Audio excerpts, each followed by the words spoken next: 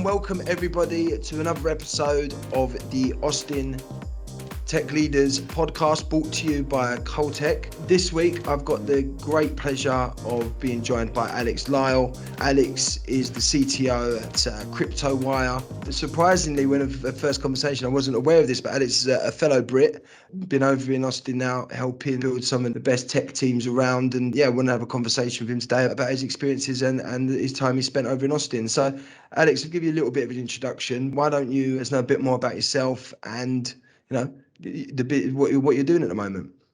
Yeah, so hi guys, my name's Alex Lisle. I'm the CTO at Kryptowire, and Kryptowire is Android and iOS security platform. We specialize in helping government agencies and enterprises and DevSecOps understand the risks associated with mobile phone applications, mobile phones themselves, and help developers of applications understand the privacy risks and the security risks and stop things like supply chain attacks.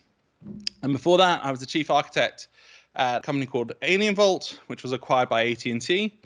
And before that, I was at a company called Fortify, which was acquired by HP.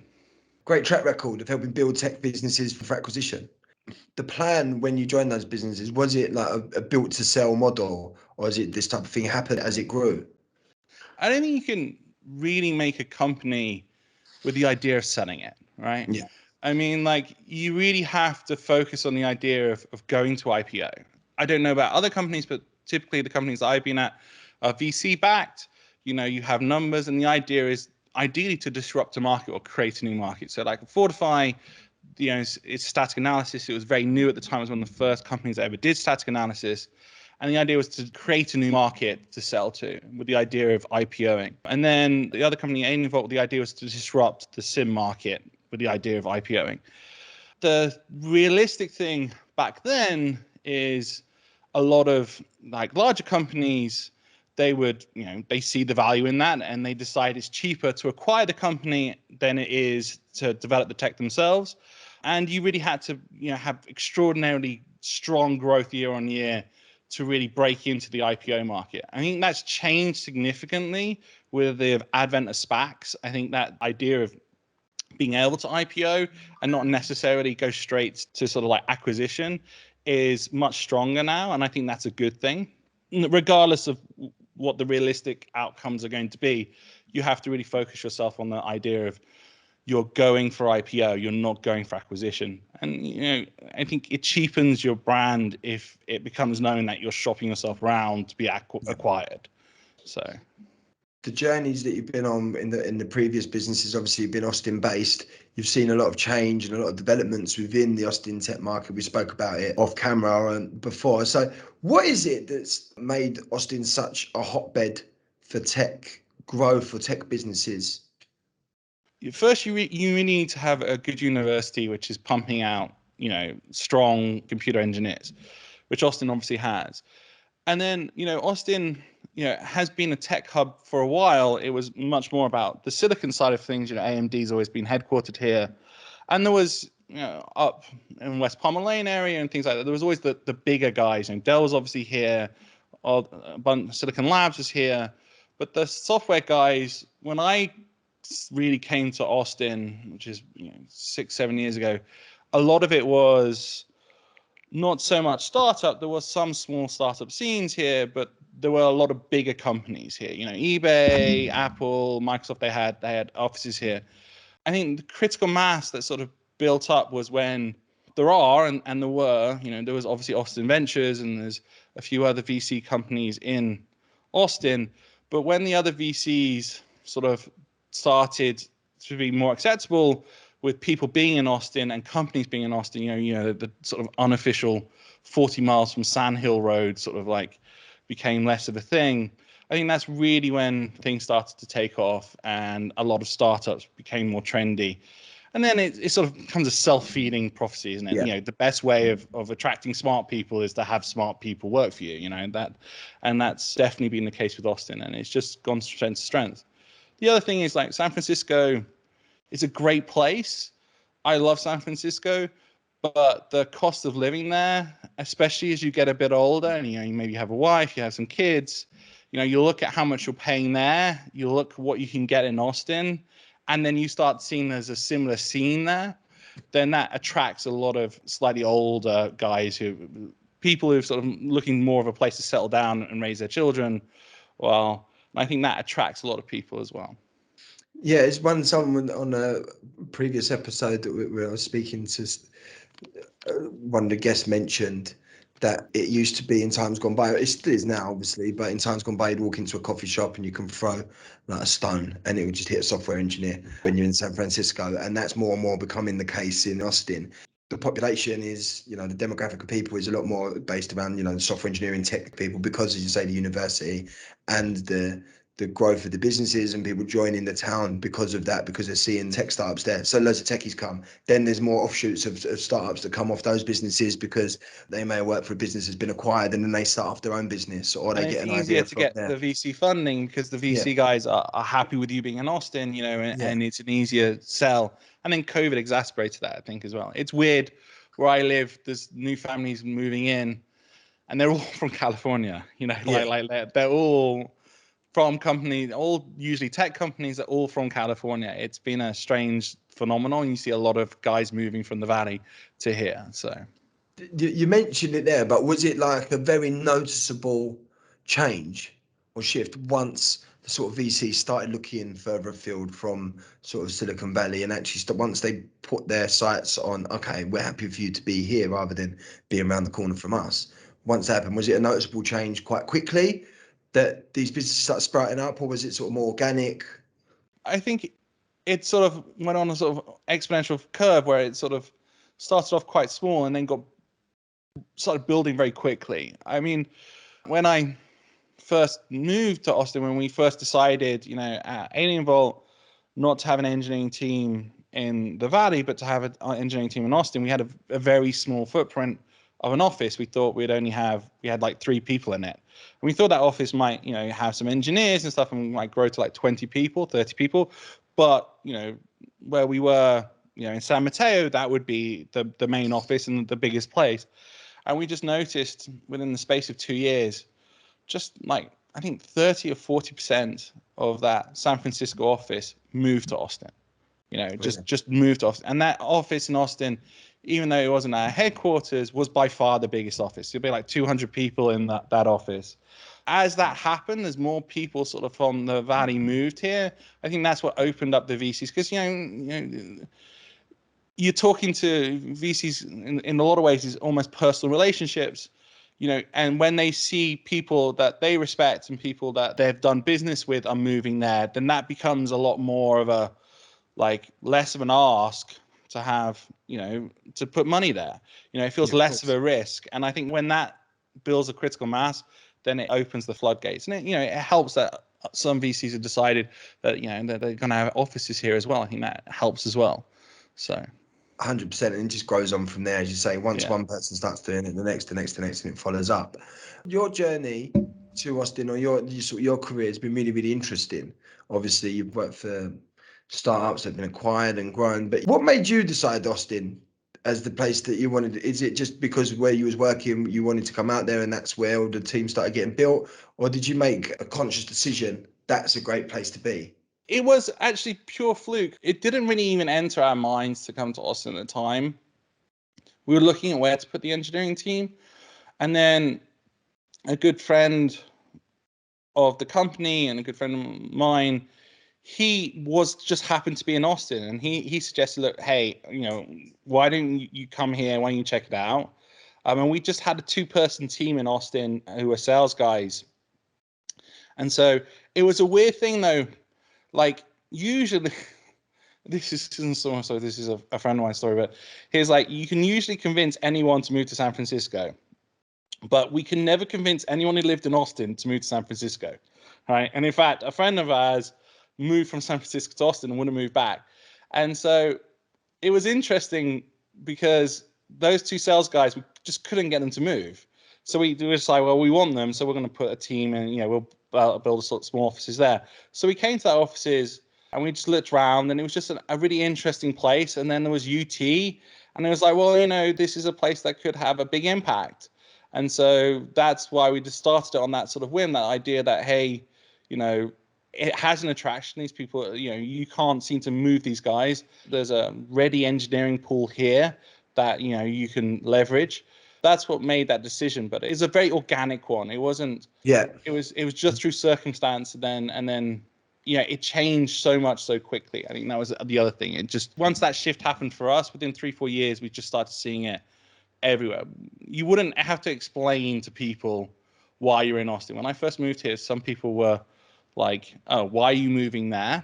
But within 3-4 years, it's like, oh, I can see why you're in Austin. Yeah. Like, that's not a big deal now. So that's probably leads me on nicely to the next question I was going to ask, is that in terms of your experience looking at joining businesses, growing them, acquiring them, looking at, and as you mentioned there was a group of people here that didn't want to move, so let's be agile, then move the business there. You've obviously set businesses up or set teams up for success as you are now, and you have done in the past. What do you think, how can businesses best do that? I suppose every company is different, but is there a blueprint or certain things that you think, right, if you do this, and this, you're going to tee yourself up for success? Or if you don't do this, and this, you're teeing yourself up for failure? there are very different phases to a company.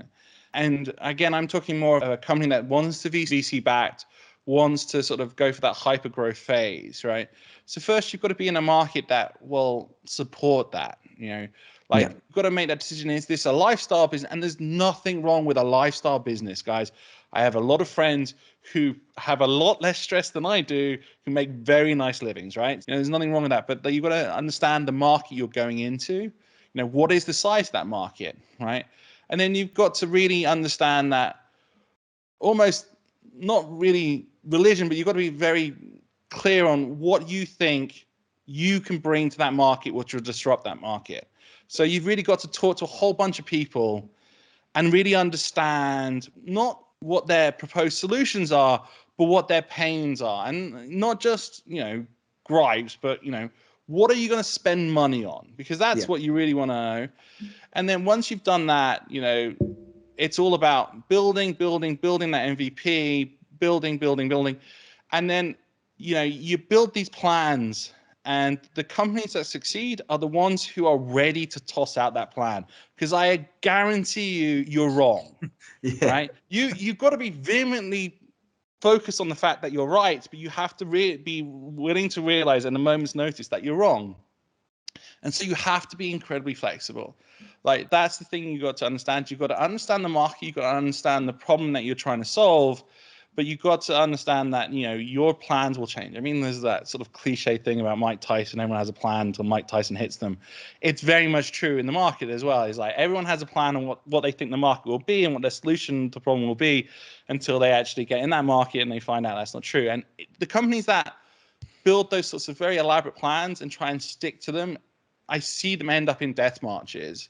And the ones who are much more flexible, who adapt, they tend to do well, and that's sort of like that phase of like getting your first million, getting your first 10 million. And then at some point it becomes less about sort of like the innovation and saying yes, and more of like, how do you build on that product you have? How do you sort of like productize it, pay down some tech debt, expand it, and so there are different phases, but the first phase is have a plan, stick to it, focus on the feedback, and change it when you need to change it. And the changes can be drastic, but you've got to be willing to switch and chop as you see in the market, especially when you see holes in the market. And for a startup, that's what a startup can do that a big company can't. A big company, too much inertia, they're not going to be flexible, they're not going to innovate the way that you do it. And so don't emulate them. Why would you emulate that type of thing? That works for them because they're a huge company. You're not. You need to be innovative, you need to be flexible, you need to push it. And I do know a lot of people want to go for that closed loop, low friction model, and it makes a lot of sense. But I think to get those first 10, 15 customers, you want to be really high touch with those guys. You really want to understand what their problems are. You really want to push for that. So that's like in a nutshell what I would say to those sorts of guys. Is as part of that as well, have you seen, and this is something that I've noticed, the people that start it and get to a certain point are not always the people that can push it on further. Do you have to, as a founder or as like a as a founder, be prepared to have, I don't know, like the modesty, if that's the right word, but to be able to say, actually, I've got it to this point. Now that we've started getting the funding, or we're looking to grow, and it's actually now becoming about not just about building the product, bringing the right people in to be able to push the business onto the next level as well. Yeah, absolutely. And like the company I was at before, Vault, there was a stage there when there's a lot of money coming in, the executive changed. At this company I am in, the founder, he's still head of the board. We brought in a new CEO, because you've got to recognize it's actually engineering as well, and other parts of the company. There are definite phases. There's sort of like, 10 people, everyone's wearing everyone's hat, trying to do everything they can to get the company off the ground. Then there's those guys who sort of go from 10 to 100 to 150 people who are very focused on greenfield projects. And you see a lot of engineers who are very interested in those sorts of greenfield projects and forging new ground.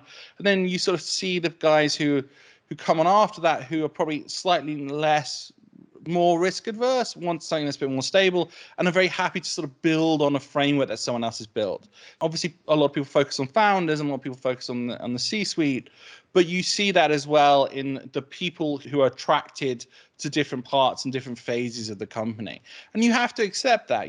There are certain engineers who I've had in my group who are fantastic greenfield engineers who will get bored when you've made a success, because it's not, green, and they'll move on. And you accept that. And there are guys who the idea of sitting on a blank sheet of paper, they don't want that stress. They don't want to have to do that. But they can take something that someone else has built and finesse it and take it to that next level, and build on the original ideas. It's all part of that flexibility, and that recognizing what phase you're in, and even recognizing yourself what phase of a company your strengths are. I see a lot of people who want to work at the start because, you get to wear a t-shirt, you get to have a nice Mac, you don't have to worry, do you mean? It's a more relaxed sort of like It's lifestyle. become a bit of a status symbol. I work at a tech startup, Yeah. and say you've got it's less cool to work at a Dell or something, but actually working in one of those businesses may suit you slightly better because of the It way you like does. to. And you get some guys who love the lack of structure, who love the fact that you're always changing and stuff. And I got guys who are like, no, like they don't like that. And so there's nothing wrong with working in a lifestyle company. There's nothing wrong working with a big enterprise company. They all have their own challenges, and you've got to be true to yourself, where you want to be. And in the startup world, you have to be true to where you think you add the most value and where you're most comfortable, because work-life balance is an important thing. Like, you don't want to be in a Yeah, job that you despise because you're in the wrong fit for it. that's like a really good point, because in the market as it is at the moment, everyone's looking to hire, every company's looking to build. There's no need for any engineer or any techie to actually be in a role or working at a company that's not suited to them, because there's so much out there. But I suppose that one piece of really good advice for engineers on the market, or for any person who works in technology, or anyone in any field really, find out what best suits you and seek that out, because it's cool to work for a startup, because you get, as you say, you get to wear t-shirts, there's bean bags, office dogs, or whatever it may be, or you're working remote, probably most people are now. But yeah, don't follow that trend. You might be more suited to that. And then that goes the same for founders or people, C-suite of these startups. Don't hire the wrong people to fit in with what you think you need now, because the team's going to grow and it might need different skill sets in the Exactly. future. Especially with C-suite, like in the beginning, you need a lot of player coaches. There's no point in hiring a chief marketing officer who's used to having 30, 40 people under them, when it will be them and one other person, right? So you have to realize what you need when you need it. It would be nice to have someone in your C-suite who can go from a 6-person team to, like, a 1,000-person team. But the truth is, they're very rare. Yeah. What you'll probably find is you need that player coach. You need that one who can take it from 50 people to 100 people, or 50 people to 500 people, and 500 people to 1,000 people. And it goes as well with as you pivot in the market, when you're talking to salespeople. There are enterprise salespeople. There are people who focus on the sort of like low friction model. You have to understand where their strengths are, and understand if you have to pivot, which sometimes happens. Like you pick the enterprise model, you realize you want to go down market. You have to realize that maybe that person isn't the best person to fit that, Yeah, and that goes as well with, other parts of like customer success, like there's a difference between someone who runs a customer success team when the average sales price is, $250,000 compared to a customer success team where the average sales price is $6,000. You have to understand that, and you have to embrace that and be willing to change. And that includes yourself if you're a founder. That's one of those things you have to recognize, where you want to be. And every founder sort of wants to be the hyper growth model, and they want to go for that. And it can be disruptive, especially if you're used to being your own boss. You're taking VC money, you're gonna eventually have a big board of people. Well, you hope you're gonna have a big board of people. They're all hyper successful people. They're all people who have ran very big companies before on that board, and you're answerable to those people. And you'll have numbers that you have to hit. And so if you come from more of a lifestyle type of thing before, and you like, I want to take it to that, you have to recognize that fact that you don't have one boss. You go from having no boss to having 12 bosses, right? And that's something you have to wrap your head around and be okay with, and think about when you're doing these types of things. That's something that I always thought about, is that you just say you start a business, you've got this idea for a great tech business. There's 2 points I want to make. I'll make the first one, and then there's another thought. You start a tech business, solves a problem, whatever it may be. Like, for instance, so with Kryptowire, we're building defense for government and other businesses around, mobile phone applications. That's a great idea to build that. It's you get a couple of friends involved. We start building these applications, these products. It gets really good. We could grow this.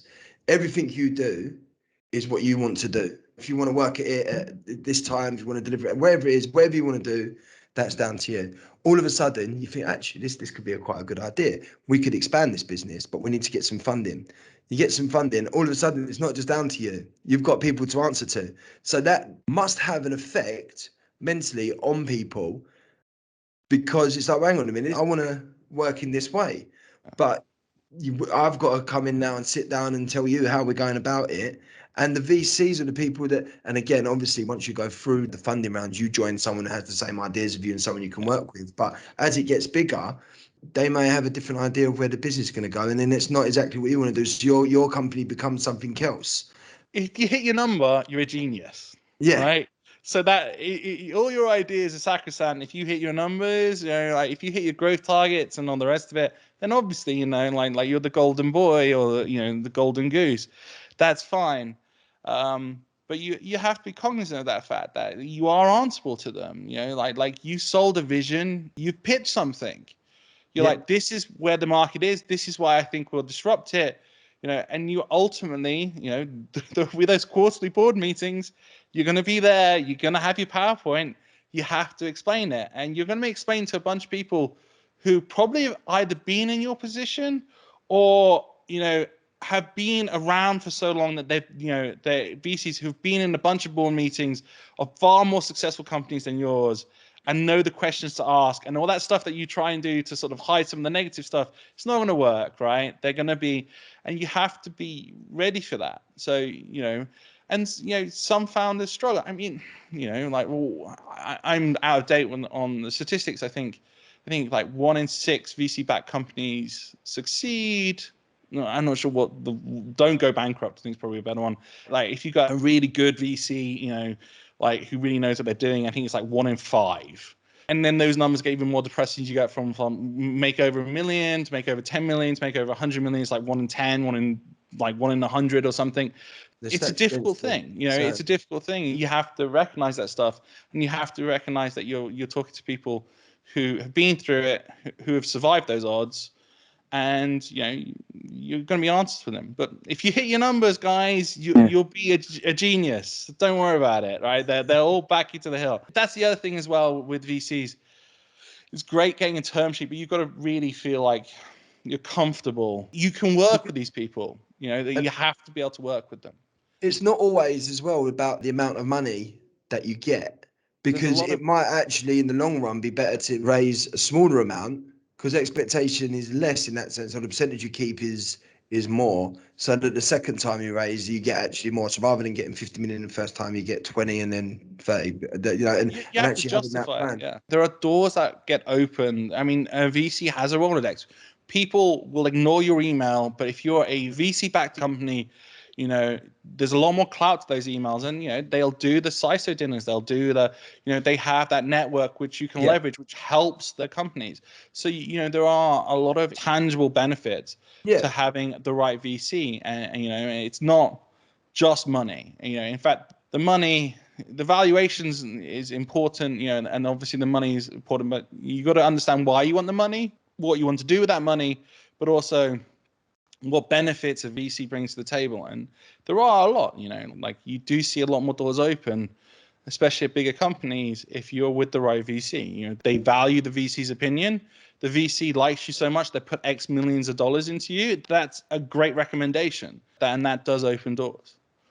Yeah, 100%. I mean, there's really big positives to it. Otherwise, so many Yeah. businesses wouldn't be vying for this type of. It's just an interesting thought that you may have, because a lot of businesses are, like you say, you're built to IPO. A lot of businesses are starts, and then you're going through that. But then there will be other companies out there that all of a sudden they might not be as comfortable, and that's probably with having someone sitting their numbers. But that's just part and parcel of what it is. So then that goes hand in hand with what we mentioned earlier around, you might not be the best person to run the business at that point. So you just love building the tech. You go down there and make sure that happens. And we'll have someone else who runs a business and has to deal with the business people. So it's just about getting the right team. One other thing that I wanted to mention, you've said about the reason, or a big thing about the sales team that moved out to Austin, didn't want to come back. That's surely a really important cog in any startup or any product-based business, is having the right sales team, because everyone talks about the techies, we need to get the right thing, but without the people going out and pushing the product, it's not going to go as far as it could. You can have a mediocre product and a fantastic sales team, and you'll make a shed ton of money.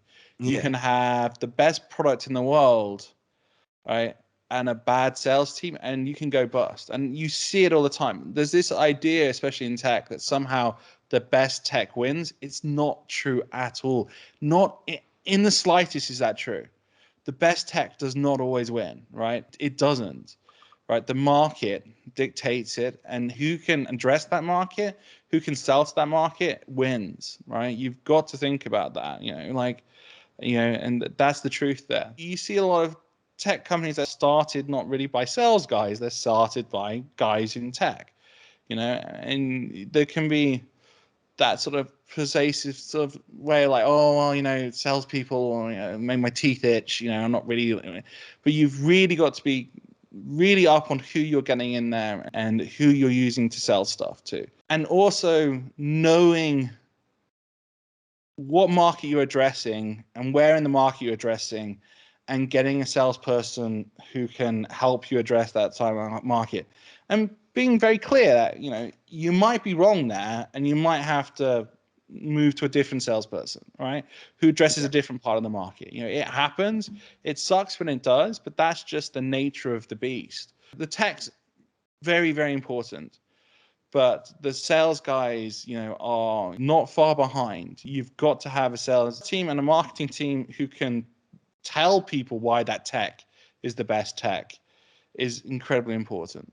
Yeah, you see it everywhere. As businesses, as you say, that aren't as strong technically, or the product isn't as great, but the market and the branding behind it and the way it's pushed to the market is superior to a business that has maybe superior tech, and they grow much faster and they're in everyone's households more so And than then they actually. buy a sale the other company with a better tech, and Yeah. and it does. I mean, it happens all over the shop. You'll be amazed. And that marketing thing, that story, being able to resonate, that story, everyone sort of looks at companies like, well, look at GitHub, they didn't, and it's true, but for everyone who just sort of like Yeah. had this disrupting tech which everyone bought into, and you didn't have to do any marketing sales, that would be 1 in a million, right? The other companies, you need guys to go out there and sell and sell and sell. You need to have a story that will resonate with people, especially in this market now where everyone's selling everything all the time. You have to have something that stands out. You have to have a marketing team and a sales team who can make your product stand out. 100%. I think that's brilliant advice. And I suppose one of the things we always try to wrap up on is, what is the best piece of advice you have received that's sort of taken you through and you've used through your career? It's probably a cliched one, but like, I really think the best thing to do is hire people who are smarter than you. I think that's the most useful thing in the world to do. That's not And hard for then, me. it's not particularly hard for me as well. I get worried if I'm the smartest person in the room. It's like, bloody hell, we're in trouble here, lads. Um, but like, hire smart people and then give them problems. Don't try and solve problems. Give them the problems. You're hiring people for their brains. I never understood this whole thing where you see people who hire someone and then sort of like break it down and try and micromanage. No, you hired someone because you thought they were super smart. Give them the problem and let them work on the problem and be there to help them, but otherwise get out of the way. And when we do that, I tend to think you see a lot more success. So I'm sure I've heard it in various forms from a bunch of people, but it's very true. Hire the smartest people, give them the problems, and get out of their way. And then the other one is hold on to your plan, but listen to the data from the plan and be ready to toss away the plan and change when the need comes. That's fantastic. Alex, appreciate your time so much. That was such an insightful conversation just about the growth of businesses and the VC side of things. Can't thank you enough. If anyone wanted to get in touch with you or discuss some of the points you've mentioned today, where's the best place for them to reach you? Probably LinkedIn. You can find me on there. And if it's interesting, I'll definitely ping back. So it's great. Perfect. Well, look, I really appreciate your time. Thank you so much. Kryptowire is a brilliant business. You're doing some amazing things there. I suggest anyone who's listening to check it out because, it's a great company. It's definitely going places like all the other businesses you work for. Thanks so much for your time. Well, thank you very much, Patrick, and it's been awesome. Thank you very much. Thank you. Cheers. Bye, guys.